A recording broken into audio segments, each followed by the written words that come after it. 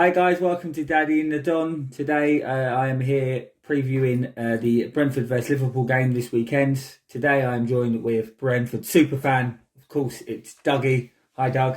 Hi Graham, good morning.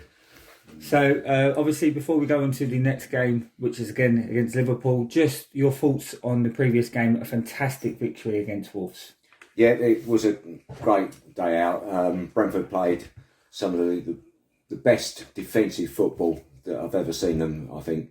And of course, in the main man, Ivan Toney, he's going to, the England squad, I'm sure, will be announced this week for the next round of internationals. And I'll be very surprised if he's not included. And I think it would be a travesty if he isn't. The bloke's on form. He's terrorising defenders now. And he's going to improve. His all-round game is superb. He defends well, just like any of the other defenders, and of course he started to score goals, and he's going to be a real threat, and let's hope that he continues. He's got some big games coming up, like Brentford have. Reflecting again back on Saturday, we had to defend most of the game, to be fair. Wolves' possession numbers were heavily in their favour, but that's the way they are, As threat on our goal, I don't think they had one shot on target, and every threat that they did have, mainly through Traore, with his speed and his strength, they didn't really trouble us. We managed to get plenty of people back, and the back three, AJ, Jansen and Pinnock, were outstanding. That was the solid base. Yeah. So looking forward again, we need to continue. That was the first one. That's the first away victory. We need to look forward to getting some more victories and get us up the table. It's a massive win, because obviously with your fixtures coming up, I think Liverpool, Chelsea, West Ham and Leicester. So to get 3 points, it eases the pressure, because if you would have lost against Wolves, that would have been a little bit of pressure. But it eased it, didn't it? Yeah, that would have been two consecutive defeats, obviously. And this stage of the season, you don't want to be getting into relegation battles. You want to be, competing in the top half. And I think at the moment we're doing enough. We are starting to create chances, and it's now converting those chances. We could have scored 4 goals, 5 goals on Saturday. You had 2 disallowed, didn't you? So. Irrespective of those, Mbemo hit the bar late on, and he had a very good chance just after half time, which he perhaps should have done better at. Okay, so going on to this weekend's game against Liverpool, before I talk about Liverpool, just briefly on Brentford, how do you think they'll line up? Obviously, Shannon actually can play against Liverpool because the ban will go against the League Cup game. But do you think he's injury free? Obviously, no injuries with everyone available. Do you think he'll go with the same team that played against Wolves, or do you think he'll make a change or two? Okay, well, I'm not sure how that suspension works. It was two yellows. If it's one game, then obviously the Oldham Cup tie on Tuesday night, he will have missed that, and he would be available for Saturday. But I don't know. You're telling me it's one game. Yeah, I checked earlier on. Okay, well, that's fair enough. Whether or not they start with him, he possibly could be the only change. Onyeka would take his place, a natural replacement, and just as just as competitive. It's very similar to. I'm not comparing us to Liverpool, but to be fair, if everyone was fit, I would say that's what I said to Laura during the game. I said even if Shannon didn't get sent off, I think he would have probably swapped him and Frank, because of the team you're sort of playing. You're at home. You're not going to have a lot of the ball, and you're going to try and play Liverpool off the counter. And I think Frank would have been the perfect player for that. Yeah, I agree. Yeah, I think Onyeka's Frank is probably a little bit stronger than Baptiste. That is potentially the only change that could be made. Thomas Frank, he would probably just go with the same 11. If they're all available, he could very well start with the same 11 again. And I wouldn't be shocked if he made that one change. I mean, to be a bit honest, those 11 probably deserve to continue in their places. It was a fantastic performance, So obviously with Liverpool, Mo Salah, I know they've got many players, but I'm going to point out Mo Salah. How do you neutralise him and keep him quiet? Yeah, well, he does it himself for most of the game, and then all of a sudden he sparks into life. You know, I watched the game last week against Milan, and for most of the game he wasn't involved, but then all of a sudden he's alive. You give him a chance. Exactly. That's what world-class players do. Yeah, we can't afford to do that.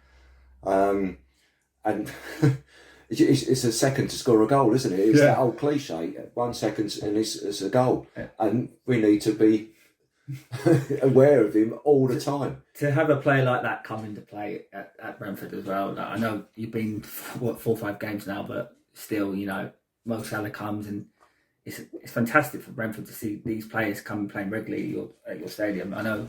Well, exactly. This is that. Apart from Arsenal, who perhaps didn't feel strongest side. It's still a strong enough side, though, to be fair, Doug. But yeah, you know, if they had Aubameyang and Lacazette available on the night, they definitely would have played.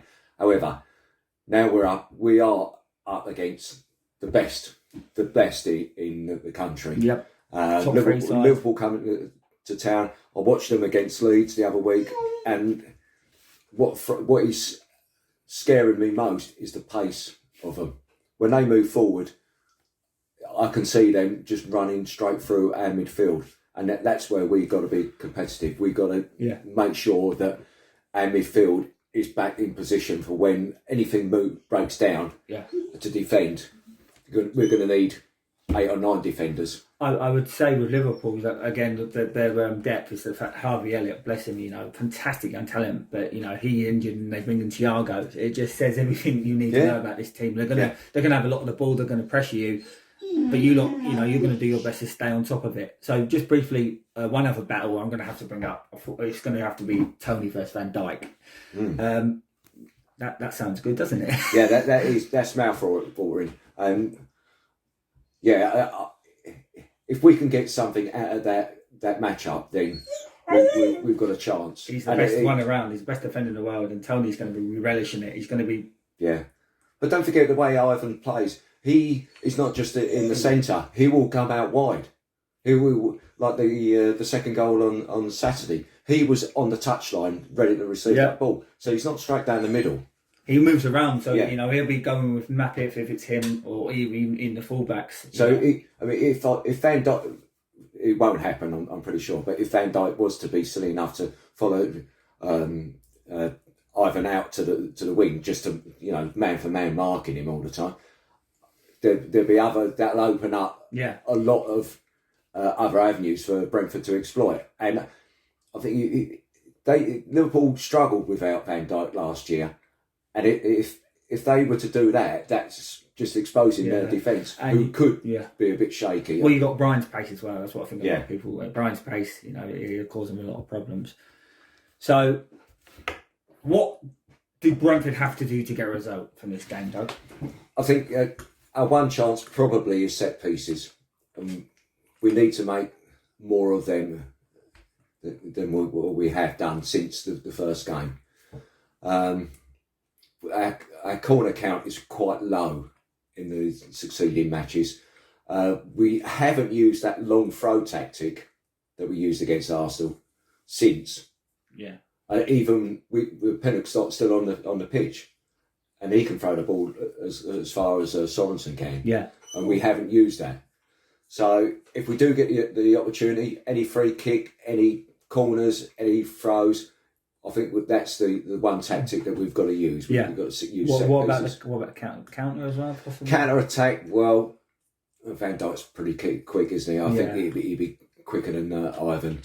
Ivan's just strength. And what happened on Saturday with that second goal, that bloke, Kilman, the Wolves defender, just made a really silly and awkward challenge, and he missed it. Yeah. And Ivan was just like lucky. Yeah. Well. His momentum took him over the players' challenge, and he still had possession of the ball. Van Dijk won't do that. Probably Mappy won't do that either. No. Okay, so before I ask for score prediction, can Brentford win this game? Very simple. Can they win it? Well, I'm going to say yes, we can. However, it is so far it's the scariest moment of the season. Yeah, of course it is. Yeah. So we've not even brought up Mane. You know what I mean? You know. There's several players. They're overlapping fullback options. You know, with Robertson on one side and Trent on the other. Yeah. You know, we could be up against it, and I'd like to see it be a competitive match. If Brentford were to win, I'll be, celebrating long into the following morning. Yeah, a great result. I mean, my head is going to be telling me, well, we'll do our best. We'll do our best. Yeah. If you lose the game, it's not the end of the world. I just want to. I've always said with Brentford, I don't care what the result is, so long as we turn up and be competitive. Yeah. I really don't care if we win, lose, or draw. I just want us to be competitive. And you have been in every game so far. So far, yeah. So, before we go, give me a score prediction. What do you think the score will be? I want to draw. I want to draw. Well, the score prediction though. A very entertaining 2-2. Okay, 2-2 there from Doug. Laura, I know you're here listening, and I haven't asked you a question, but you're going to give me a score prediction. So, hello, Laura. Hi. Give me a score prediction. Oh God, I don't really want to predict this. Come on. I think we're going to lose 1-0. 1-0. I don't normally predict on Brentford games, but I want Brentford to win, of course. But I think it's going to be 2-0 Liverpool. But I think Brentford will be competitive like they've been all season. Anyway, guys, thanks very much for listening. We'll see you next time.